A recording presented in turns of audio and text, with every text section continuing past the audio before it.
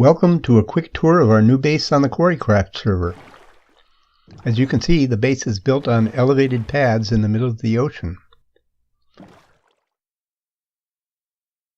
The central pad was built on a tiny island just a few blocks across, and the rest of the support pillars were built on open ocean using lily pads as a starting point.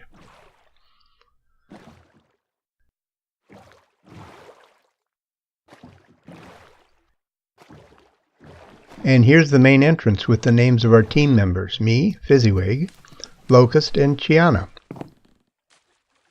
Also listed are the honored guests who are always welcome to visit. Now let's go up to the top of the main building and take a bird's eye view of the base.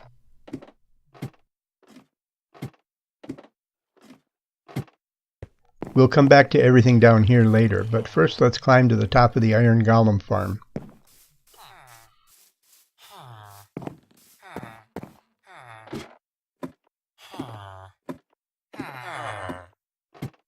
As you can see, it's a long way up.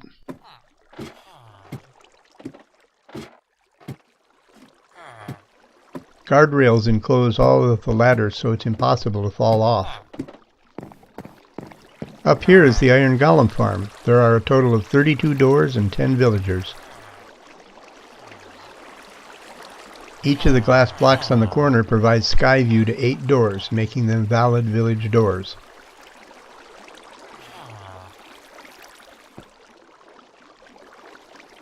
Eventually we're going to put an observation deck up here, but for now we can peek over the edge at the other paths.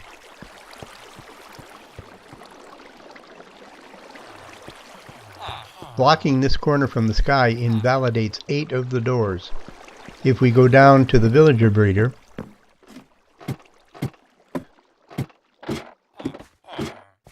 we can see there are no hearts because there are not enough doors to make the villagers breed. So if we go back up top,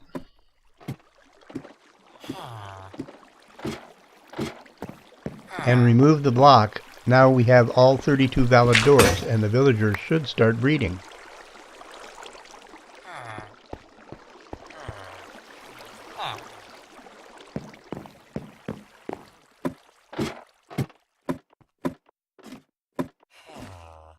And we have hearts already.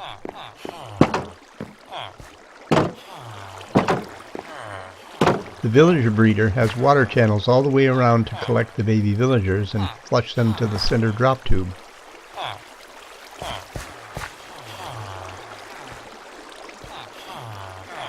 This is the same drop tube that the iron golems fall into.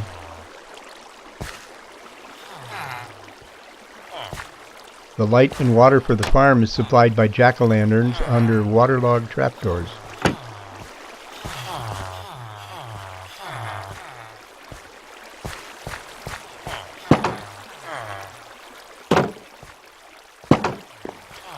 Next, we'll take a look at the trading post.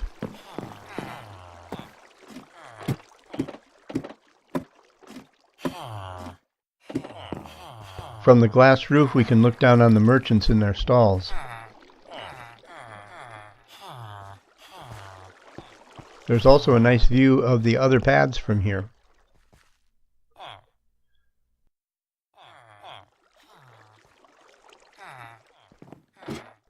Notice again that no matter how I gyrate around, I can't fall off the ladder. Here's the trading post, and like all of the base, it's a work in progress. Jack-o'-lanterns hidden behind trapdoors provide the light.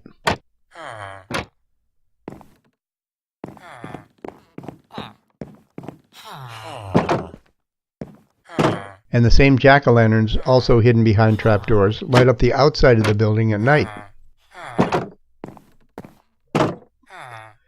Inside the trading post, villagers are free to wander around until they find a stall to occupy. Useless villagers like this nitwit are just eliminated.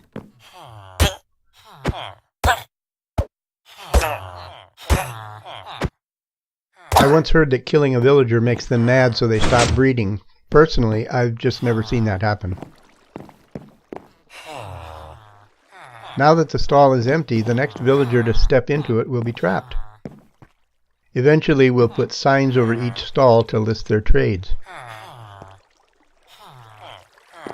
This water elevator is where the new adult villagers enter the trading post. The babies are held down below until they grow up. Let's take a look at how that works.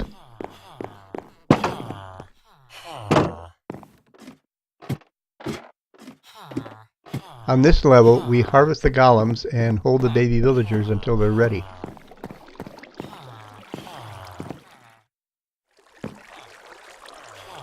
I'll just fast forward until we get a golem.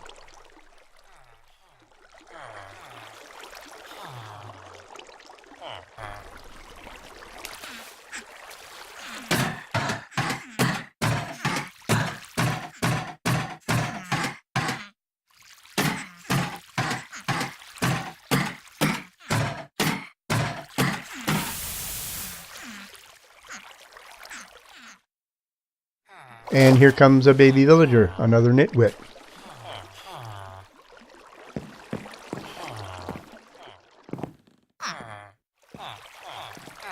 He'll be trapped in here until he grows up, and then the water elevator will carry him up to the trading post.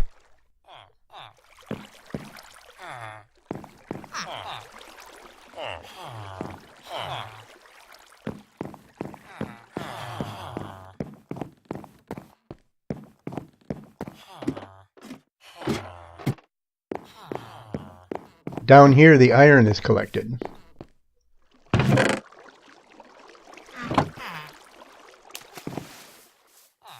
Now we can take a look at the farming pads.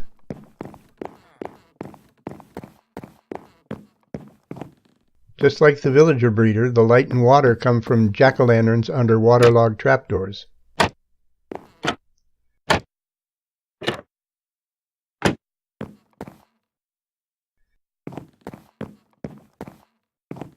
Same on the pumpkin side.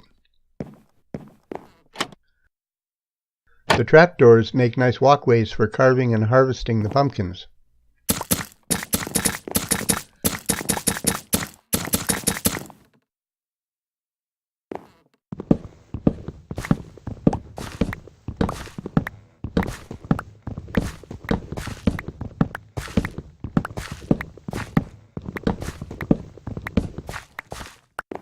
I know a lot of people like automatic farms, but look at all the fun they miss out on.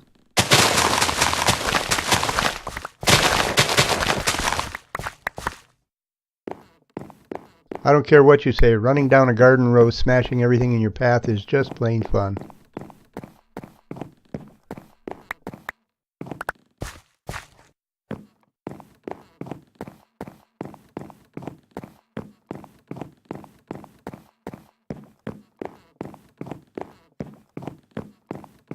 The tree farms work the same way, with jack-o'-lanterns under trapdoors. They just don't need water.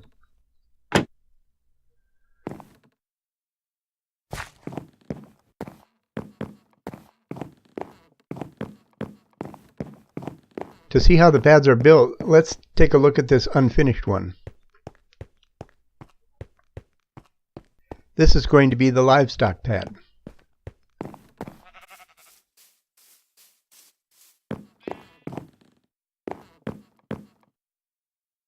We start with an empty ring like that one. Then we put down a subfloor of dark oak slabs. On top of the subfloor go the jack-o'-lanterns for light. Then dirt and water are added as necessary. Trapdoors are put over the lights.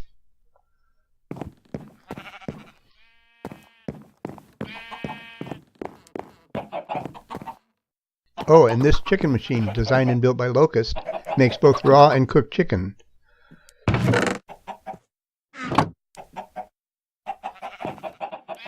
When the cooked chicken chest fills up, it switches to raw chicken mode. And when the raw chicken chest is full, it shuts off completely. This switch puts it into raw mode manually.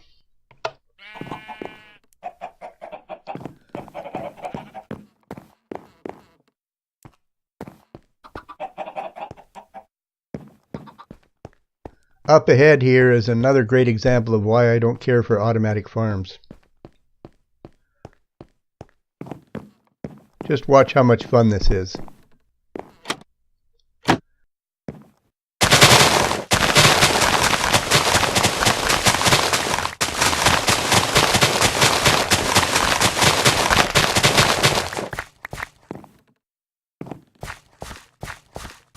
You just don't get those kind of thrills with automated farms.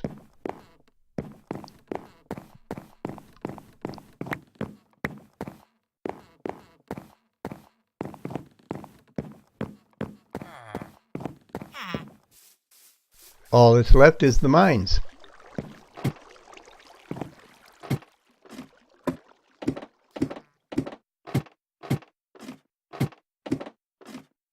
This is our first sleeping quarters when we arrived at the little 10 by 10 island where we started building. We tried mining from here, but the island was so small that we kept running into open ocean.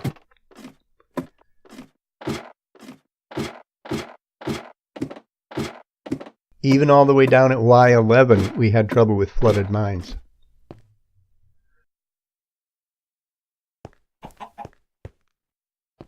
So rather than constantly fighting the water, we built a tunnel to a nearby larger island where we could harvest dirt for our gardens and build branch mines that wouldn't flood. It's a long trip.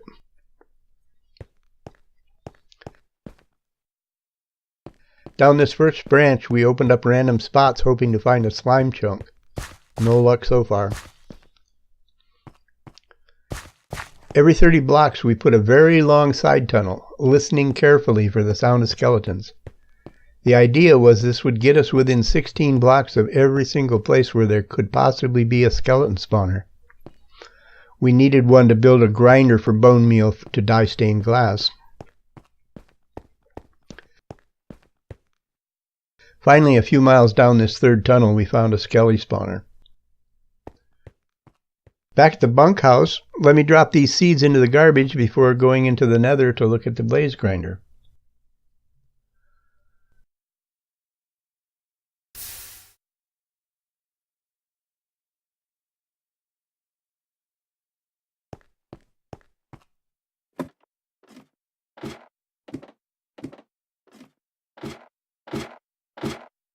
We couldn't think of a good place to put the portal, so we tucked it away in the base of one of the pillars.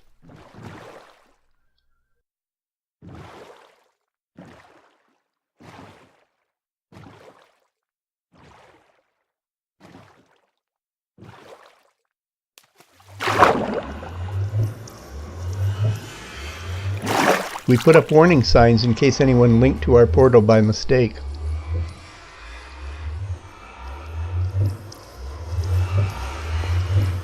The blaze grinder is a very, very, very long walk from the portal. Someday I hope to find a closer nether fortress, but for now this is all we have.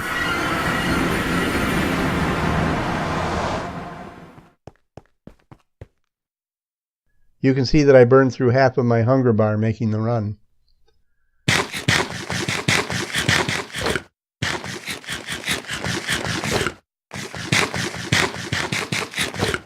I located the spawner from down below and then dropped a shaft from above to make it easier to tame.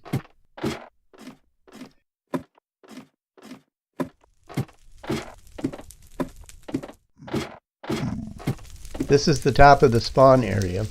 The actual spawner is 2 blocks below this spot. Down below is the grinder.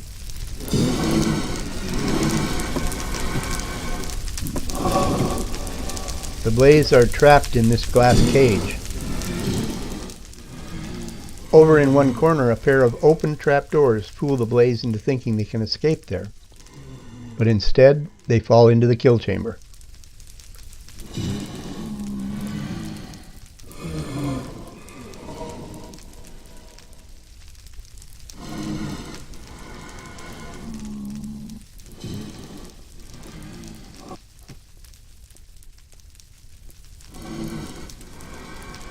I can stand down here and chop them off at the knees. I usually wait a few minutes for the blaze to collect in the chamber.